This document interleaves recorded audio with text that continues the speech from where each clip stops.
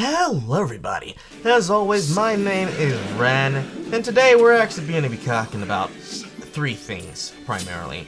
Mostly because you're going to notice them over the extension of the video, and also because this is another Perfect Pelican match. I don't know what's wrong with me. I have to start holding back. But, moving on. What I want to talk about is how to deal with, and how to communicate, and how to handle toxic players that are extremely aggressive. How to learn when not to do things and how to be serious. Or, to put that in a better way, why you need to have a spread that makes sense and works. And, basically, other than that, how the meta, quote-unquote, is supposed to go. Now, I've been playing Domination very often recently, and it's because they've made changes to Domination. And on top of the changes they've made to Domination, those changes affect everything that has to do with everything. Now, for Domination, what they've done, allegedly, is that these changes they made to the mode itself are supposed to make it better. Now, I don't know what they mean by better, but apparently, the thing where the lane would just still be alive and it'd just be there if it had somebody standing on it when it went down, basically they said that was a bug. So, yeah. So that made me want to research how Dom was going to be changed and how the meta for it and how it would work would be different. And on top of that, that made me start thinking about spreads for teams. Now, for those of you who don't know, a spread is another word to say team composition, team comp. That's all that really means. So, and on top of that, when I was working it out to try to figure out what that meant and how that would affect things, when I thought about it, apparently, the spreads have been debated, or actually not even debated.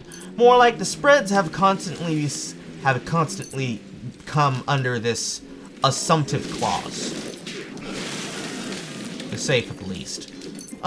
Basically, what I've been seeing and hearing way too often is you don't need a tank for domination. Or you don't need this, or you don't need that, or you need this for domination. And honestly, it's getting on my ever-loving nerves. Mostly because how wrong the statement itself is. So, off of that, spreads as they stand, there are 3 or 4, depending on how you want to count. But for the purpose of the conversation, I will say 3 that I know of officially. Spreads that actually affect and serve a purpose with the game itself. Now, the first spread is the spread that my team has. The traditional spread. You have a tank, you have a warrior, you have an assassin, you have a hunter, and you have a mage. The enemy team have what's called an unorthodox spread. They have 5 assassins. They have Mercury, Thor, Arachne, Bakasura, and Loki. Now, in order for them to actually have the chance of coming back and doing anything for anything, cause anything at this point, they would need to do things that would be capable of doing that. Specifically, when I say they need to be capable of doing things, they need to have somebody who can become an off-tank to serve as the quote-unquote tanky one. They need to have someone who can become full attack damage focused and focused on taking out the opposites on the other side to kill. And they have to have somebody who's capable of doing bruiser type work. Basically, doing things in fights to make people stop attacking other people so that themselves, the people attacking them, become the gankable target. But they don't have the chance to do this, and the reason why is because they have no magic power, and they have nobody who can truly fill the tank role the way that the tank role needs to be filled. Now, Thor can do it, but Thor is not trying to play as a tank. He's trying to play for kills. Same thing with almost all of them. And it's not their fault. but that is what they set themselves up to do because of what they did. Now, the other types of builds that I know of that I can account for myself is the mage-centric build, which surrounds 2 mages. The positions of the tank and the hunter stay primary. However, in the place of an assassin or of a brawler, an extra mage is added in just for shits and giggles.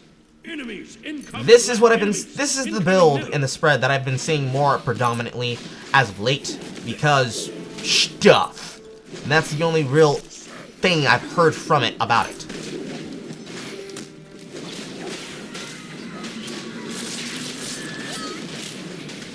The other build in the other spread is the Sen-centric build. Sen-centric meaning the assassin-eccentric build, where the assassins are the premier showstoppers because of how they are working as quote-unquote pickup artists. They specialize in being able to gank targets and picking up each and everybody else's kill so that things don't go awry. That is their specialty. Now, for them, their Sen-centric build would be the spread that they would want to go for because of how they work. They have lots of potentials to be able to pick up kills, but the problem with this is that they're very predictable. They don't think through what they're trying to do. They think about it, and they're doing it. And trust me, I see where they're going with it. But they don't think it through. They didn't see forth what was going to happen, and because of that, they fell off. Now, there are other builds as well where you could have a hunter-centric build, or rather a damage APC-eccentric build, where you would have 2 hunters for the sake of hunting. Honestly, I call it a double carry. You don't really need it unless you're doing things in Domination that make use of hunters like Neith and Cupid, partnered with people like Artemis and Muzen, because Muzen and Artemis are solo laners, so that works in Conquest. But it doesn't exactly work all that well in Domination. Not always. Not if you play them for full damage, because sometimes they need to have other things other than that. Which brings me to the last thing that I want to talk about, which is about, well, people. People in general. To be specific, toxic players.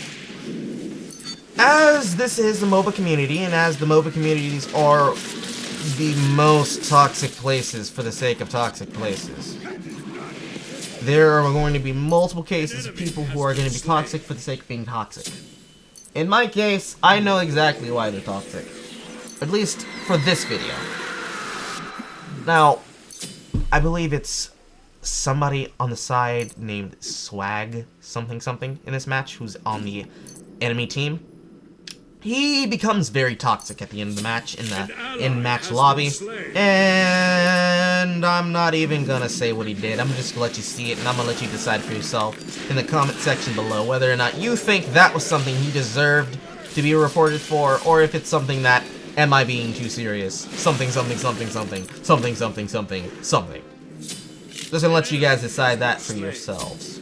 But honestly, for what he did and how he tried to do what he did, he deserves to be more than just that.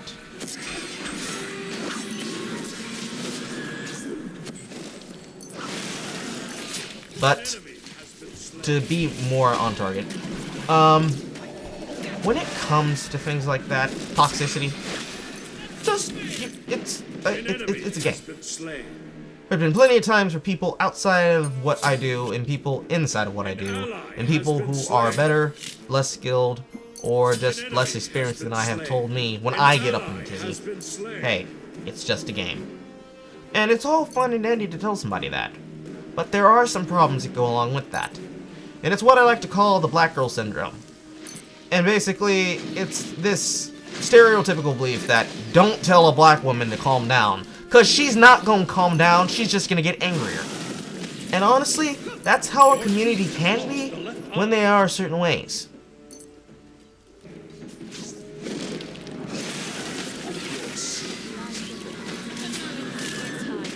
Slay an enemy.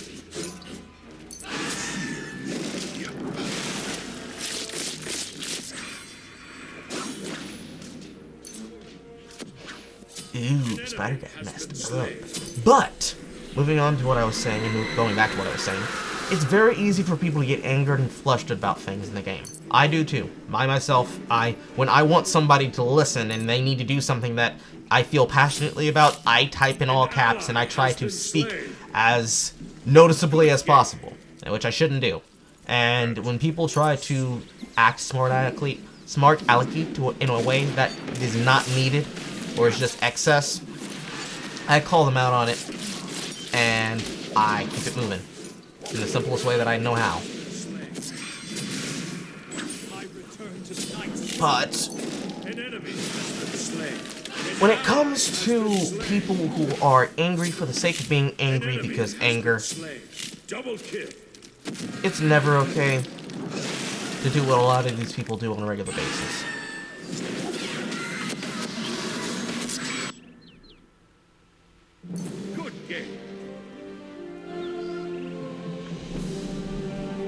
Oh, speaking of the devil, it's about to come up right now. But, yeah, that is about just everything I wanted to speak on. And right there, you'll be seeing exactly the preceding and the following. That's gonna be what I was talking about when I was talking about that, player. But, since this is the end of the video, as always, I have to go. 'Cause my throat hurts. So, for BonuStage Entertainment and Shady Glasses Productions, my name is Ren.